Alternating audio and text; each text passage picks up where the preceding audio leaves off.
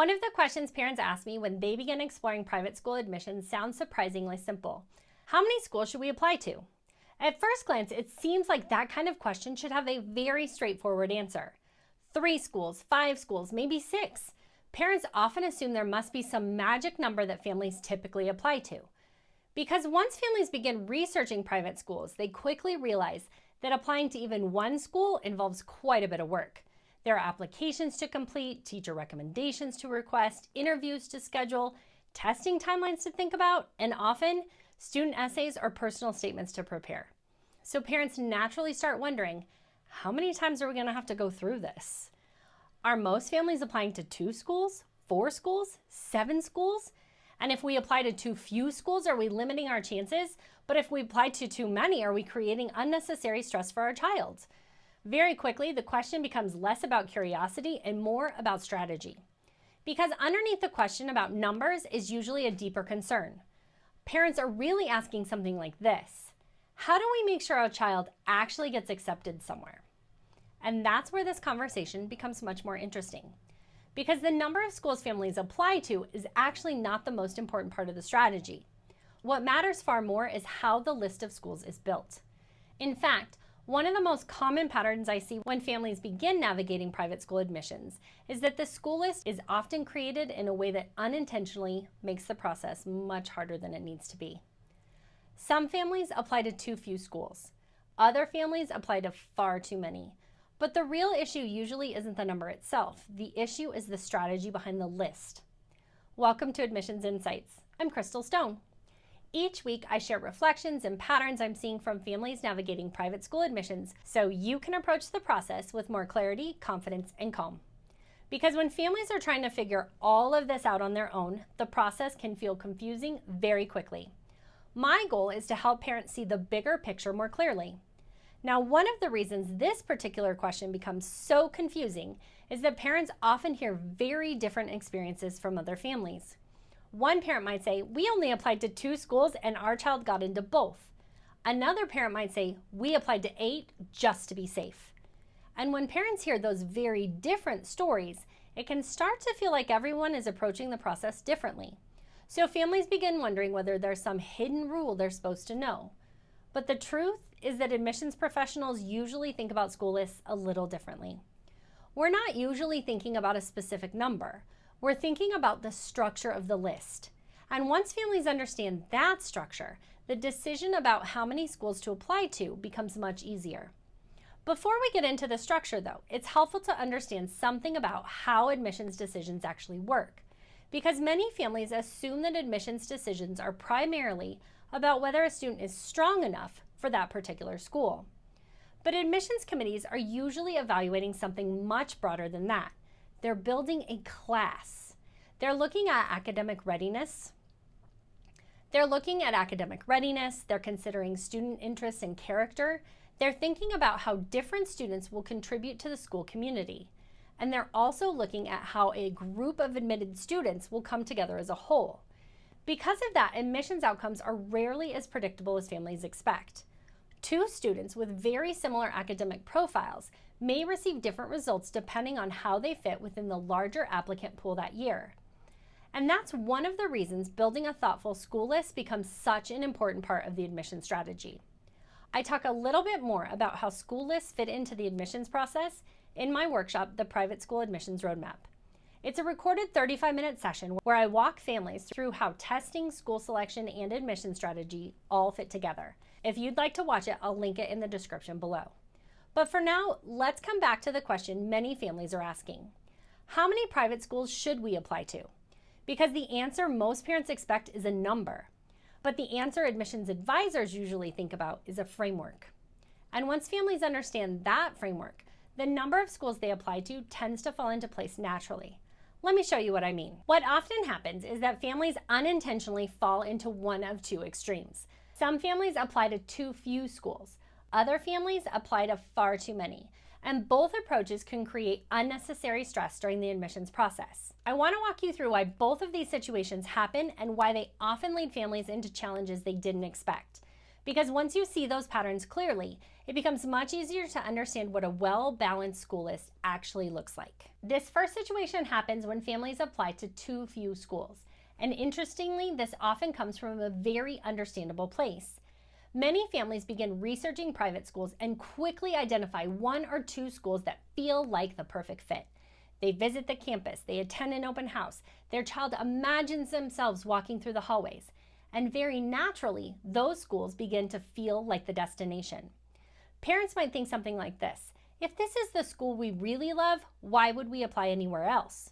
Or sometimes families feel confident about their child's academic profile. Their child has strong grades, perhaps strong test scores, positive teacher relationships, and parents begin thinking, we're probably competitive for this school. So they focus their attention on one or two schools that feel like the best match. Now, sometimes this approach works out perfectly well. A student applies to two schools, they receive an acceptance. The process feels relatively simple. But sometimes families discover something about admissions that can be surprising. Even very strong applicants are not guaranteed admission to any particular school. Not because the student isn't capable, but because admissions committees are building a class, and that means many variables are in play.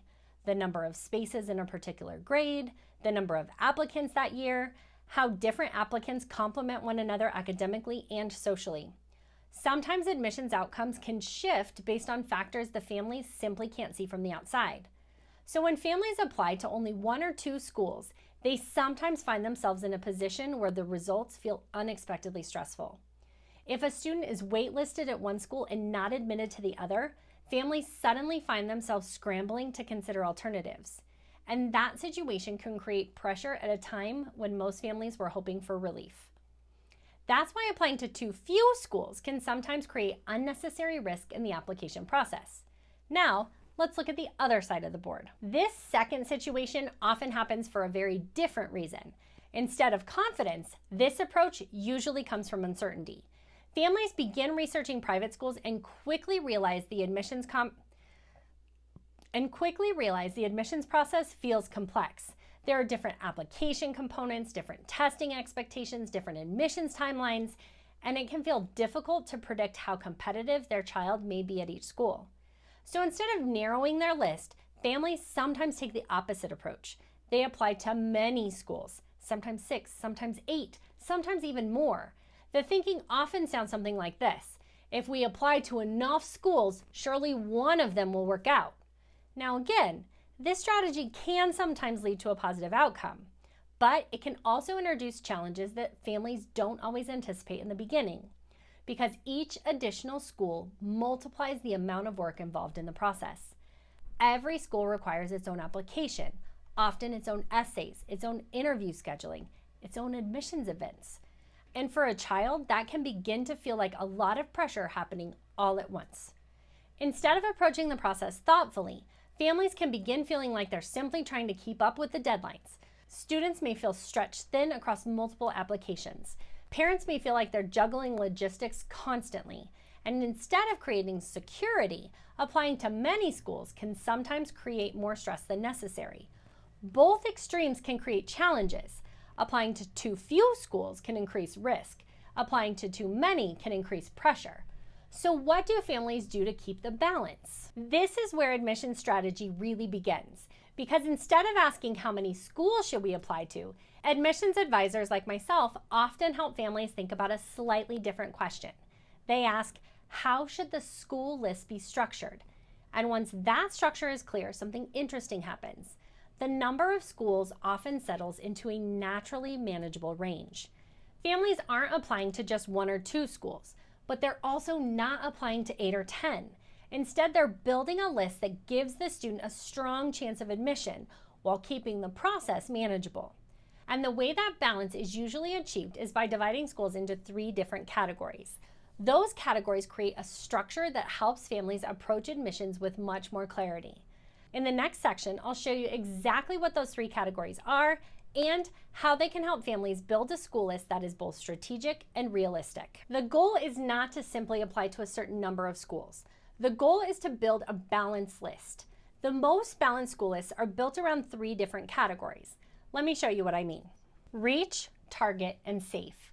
These three categories help families think more clearly about how different schools fit within their child's admissions profile. Once you understand these categories, the question of how many schools to apply to becomes much easier to answer. Let's walk through each one. First, we have REACH schools. REACH schools are typically schools where admission is possible but not guaranteed. These are often highly competitive schools. Schools where many strong applicants apply each year. Even students with excellent grades, strong testing, and thoughtful applications may not be guaranteed admission. Now, that doesn't mean students shouldn't apply to these schools. Many students are admitted to REACH schools every year. But what families want to understand is that REACH schools carry a degree of unpredictability.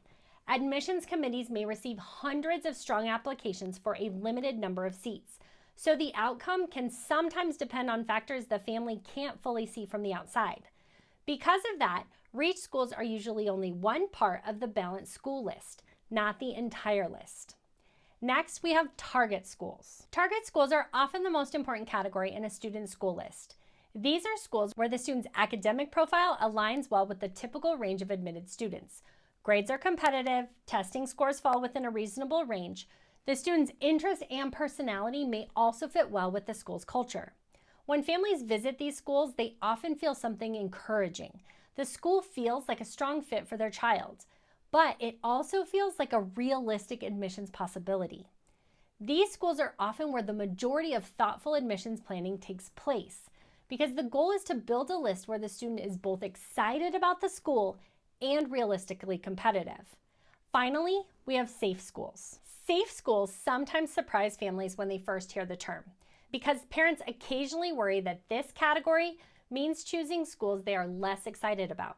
But that's not actually the goal. Safe schools are simply schools where the student's academic profile is very competitive relative to the typical applicant pool. The student's grades may be well above the average, testing may fall comfortably within the school's range, and the admissions probability is generally stronger. But the key idea here is that safe schools should still be schools the family would genuinely feel good about attending. This is not about applying to schools simply for safety. It's about ensuring that the student has at least one or two schools on the list where the admissions outlook is more predictable. When families include this category thoughtfully, something very important happens. The admissions process becomes much less stressful. Instead of feeling like everything depends on a single outcome, family knows that their school list contains several realistic paths forward. Now, once families understand these three categories, the question about how many schools to apply to often answers itself. Because instead of asking how many schools should we apply to, families begin asking how many schools should we include in each category. And when admissions professionals like myself help families build a balanced list, the structure often ends up looking something like this. Now, this isn't a rigid rule. Every child and family situation is different. Some families apply to 4 schools, some apply to 6. But what you'll often notice is that balanced lists tend to fall somewhere in that range.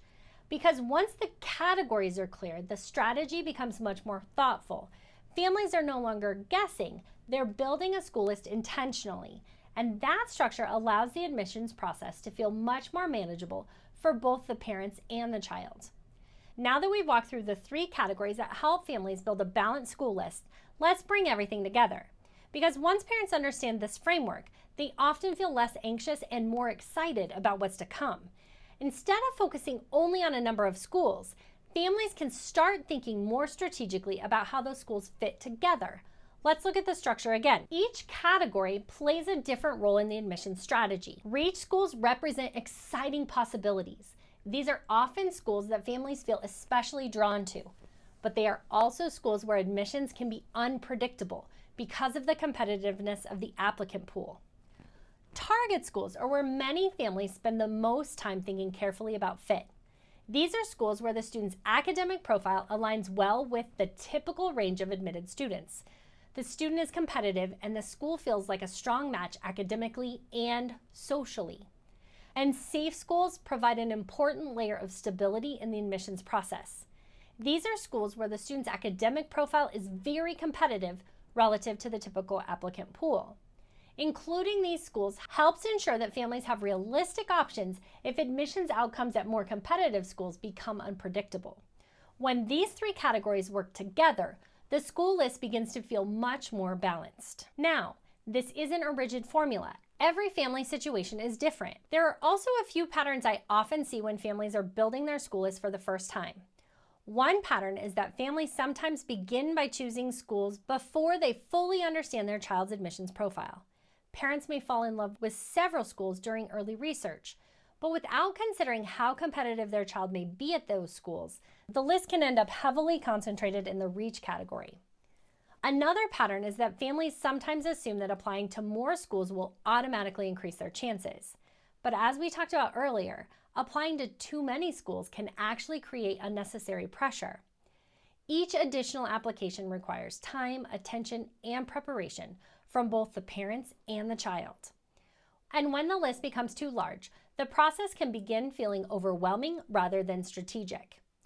A third pattern I sometimes see is that families hesitate to include safe schools because they worry that doing so means lowering their expectations.